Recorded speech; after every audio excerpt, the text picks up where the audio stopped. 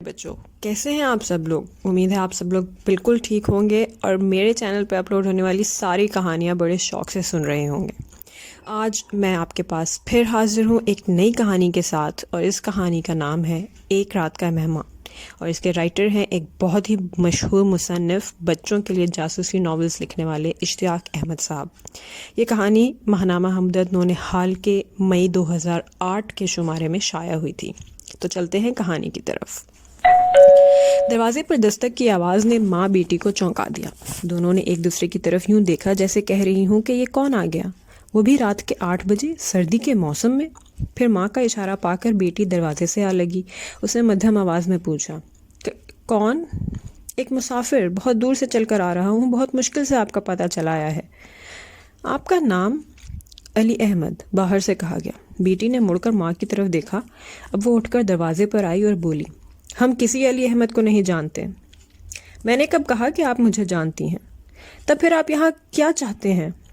میں رات کو یہاں ٹھہروں گا، صبح چلا جاؤں گا، آپ مجھے ایک رات کا مہمان سمجھ لیں۔ لیکن ہم ماں بیٹی اکیلی ہیں، ایک اجنبی کو کس طرح گھر میں ٹھہرا سکتی ہیں؟ میں اشرف خلیل کا دوست ہوں۔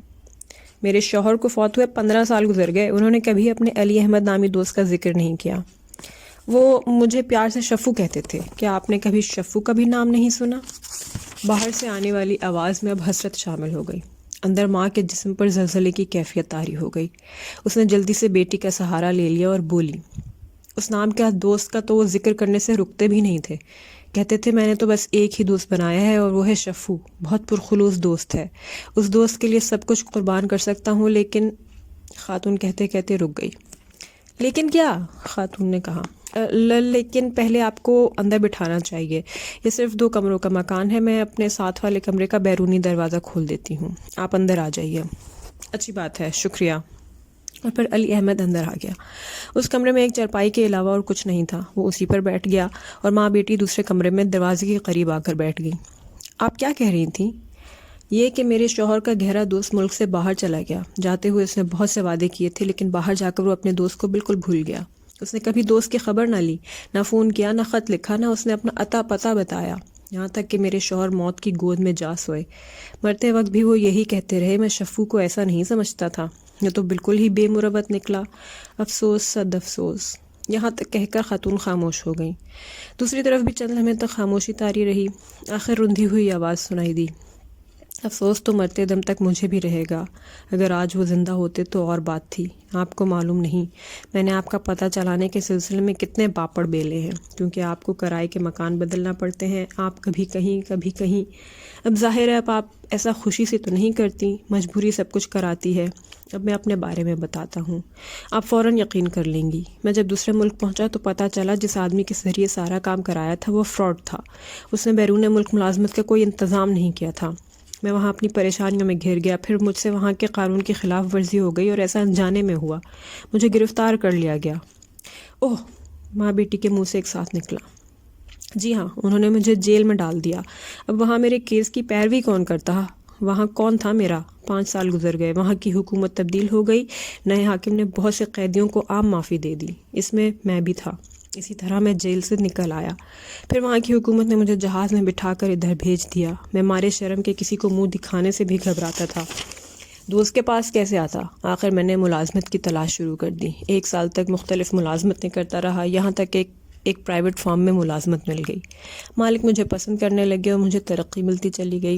اس طرح آہستہ آہستہ میرے حالات بہتر ہونے لگے، یہاں تک کہ میں اپنا مکان خریدنے کے قابل ہو گیا۔ پھر جب حالات اس قدر بہتر ہو گئے کہ اپنے دوست کو منہ دکھا سکتا تو اس گھر تک گیا جہاں پر ہم دونوں ملا کرتے تھے۔ پتہ چلا میرے دوست کا تو کئی سال پہلے انتقال ہو چکا ہے۔ مجھے زبردست صدمہ پہنچا۔ پھر معلوم کرنے کی کوشش کی کہ ان کے بیوی بچے کہاں رہتے ہیں۔ اس طرح پہلے ایک کرائے کے مکان کا پتہ چلا، پھر وہاں سے دوسرے مکان تک پہنچا اور آخر اللہ تعالیٰ کی مہربانی سے آپ تک پہنچنے میں کامیاب ہو گیا۔ اللہ کا لاکھ لاکھ شکر ہے۔ اب اگر آپ کو میری کہانی پر یقین آ گیا ہے تو میں ایک اگلی بات کہنا چاہوں گا۔ اس میں بھلا یقین نہ کرنے کی کون سی بات ہے؟ خاتون بولی۔ شکریہ۔ اب سنیے، اصل بات یہ ہے کہ میں نے بیرون ملک جانے سے پہلے کچھ رقم اپنے دوست سے بھی لی تھی۔ اسی شرمندگی کی وجہ سے میں ملک میں لوٹ آنے کے بعد بھی اس کا سامنا نہ کر سکا۔ میں سوچا کرتا تھا کہ جب میں اس قابل ہو جاؤں گا کہ اس کی رقم واپس کر سکوں تب ملاقات کروں گا، اس سے پہلے نہیں۔ اب مجھے کیا معلوم تھا کہ اس طرح تقدیر کا بلاوا آ جائے گا۔ بہرحال آج میں وہ قرض ادا کرنے کے لیے آیا ہوں، اور اب چونکہ آپ مشکل حالات میں گزر بسر کر رہی ہیں تو میری خواہش ہے کہ آپ کو اپنے گھر کے آس پاس کوئی مکان خرید دوں۔ اس طرح میں دوستی کا حق ادا کر سکوں گا اگر آپ کو کوئی اعتراض نہ ہو تو۔ میرے دوست کے بچے اب بے سہارا نہیں رہیں گے، میں ان کی تمام معاشرتی ضروریات پوری کروں گا۔ یہاں تک کہتے کہتے اس کی آواز بھر آ گئی۔ دوسری طرف خاتون اور اس کی بیٹی کی آنکھوں میں بھی آنسو آ گئے۔ خاتون نے مشکل سے کہا، بھائی جان یہ تو آپ کا ہم غریبوں پر بہت بڑا احسان ہوگا۔ نہیں، یہ احسان نہیں، قرض کی ادائی ہے، دوستی کا حق ہے۔ یہ کہتے ہوئے علی احمد نے رقم کا پیکٹ دوسری طرف سرکا دیا۔ اس پر دوست کی بیوی نے کہا، لیکن اب اس کی کیا ضرورت ہے؟ جب آپ اتنا کچھ کریں گے تو یہ رقم آپ اپنے پاس ہی رکھیں۔ 15 سال پہلے جو رقم میں نے اپنے دوست سے لی تھی، آج اس رقم کی قیمت 15-20 گنا زیادہ ہو چکی ہے۔ میں تو آپ کو صرف وہ رقم ادا کر رہا ہوں جو میں نے لی تھی۔ یہ رقم آپ لے لیں، اب میں جو کچھ کروں گا اس رقم کی اصل قیمت سے کروں گا، گویا آپ اپنے خاوند کی رقم سے خریدے ہوئے گھر میں منتقل ہوں گی۔